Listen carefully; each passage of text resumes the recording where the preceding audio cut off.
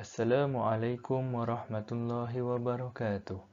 Hari ini kita akan belajar tajuk perkembangan Islam selepas pembukaan semula Kota Mekah.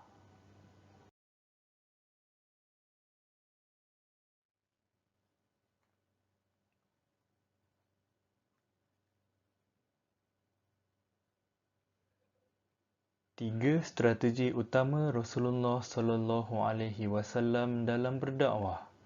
Pertama, mengukuhkan negara Islam. Kedua, tanggungjawab berdakwah. Dan yang ketiga, menjalinkan hubungan luar.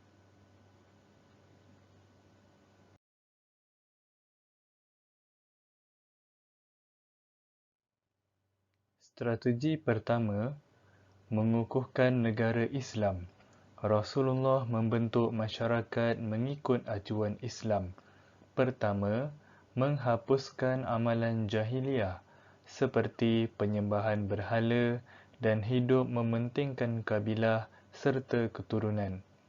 Kedua, Rasulullah mengukuhkan persaudaraan Islam dan menjauhi larangan seperti membunuh dan berzina. Ketiga, Rasulullah mengutip zakat dan juga jizyah.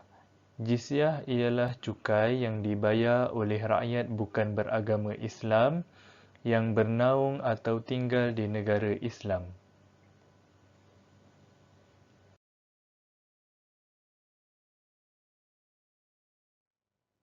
Strategi yang kedua, tanggungjawab berdakwah. Setiap individu Islam memegang tanggungjawab berdakwah, bersatu mempertahankan kesucian Islam daripada ancaman musuh.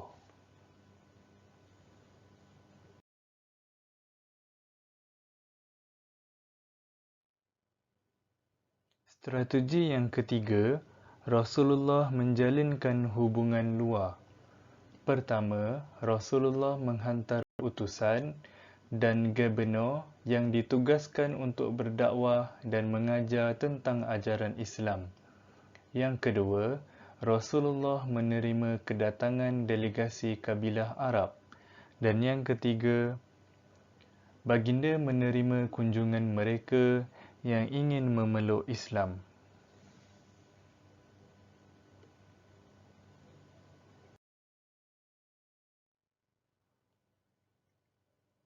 Kesan daripada dakwah Rasulullah SAW.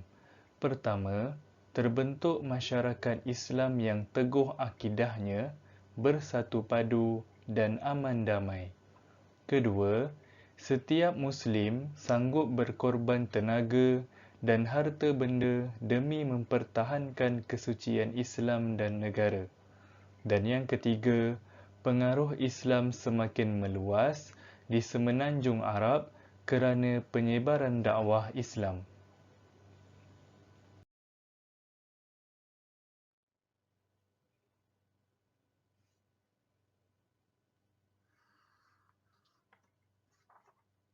Cabaran dakwah Rasulullah SAW. Pertama, Nabi Muhammad SAW menghadapi penentangan bersenjata daripada musuh Islam. Penentangan berlaku akibat kemarahan dan rasa tidak puas hati melihat kejayaan Islam membuka Kota Mekah. Mereka juga berasa terancam dan mahu menyekat pengaruh Islam. Maka tercetuslah beberapa peperangan seperti Perang Hunain dan Perang Tabuk.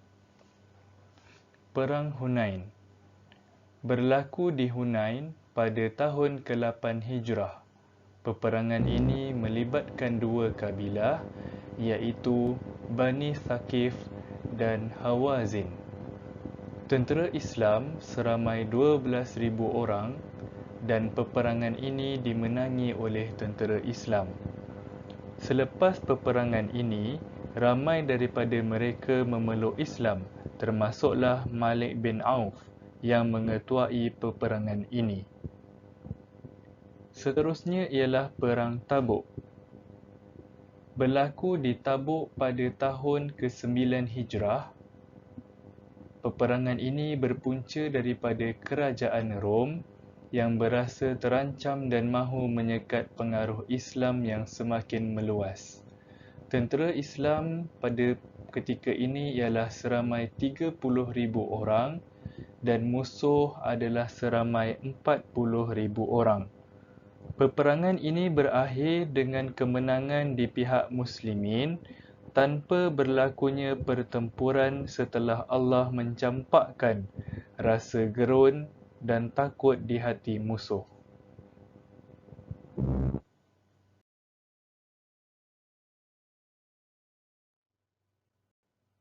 Cabaran dakwah Rasulullah yang kedua ialah menghadapi golongan munafik.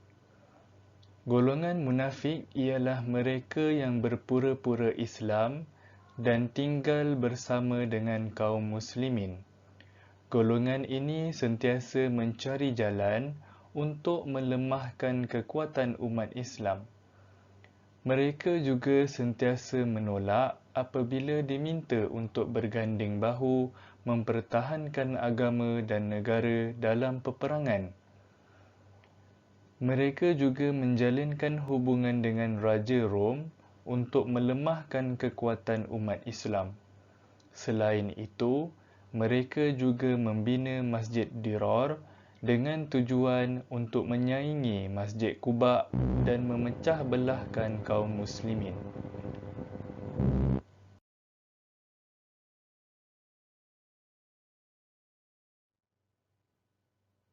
Iktibar daripada perkembangan dakwah Islam. Pertama, kita hendaklah melaksanakan tanggungjawab berdakwah dan menyampaikan kebenaran kepada semua. Yang kedua, tugas dakwah mestilah disertai dengan ilmu, perancangan dan cara yang berhikmah.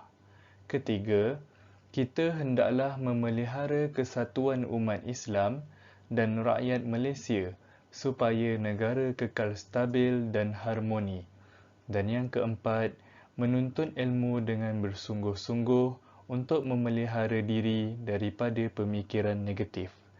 Rumusan pembelajaran pada hari ini, dengan pertolongan Allah dan pengorbanan Nabi Muhammad SAW serta para sahabat, maka Islam telah berkembang ke seluruh dunia pada hari ini. Sekian, Assalamualaikum warahmatullahi wabarakatuh.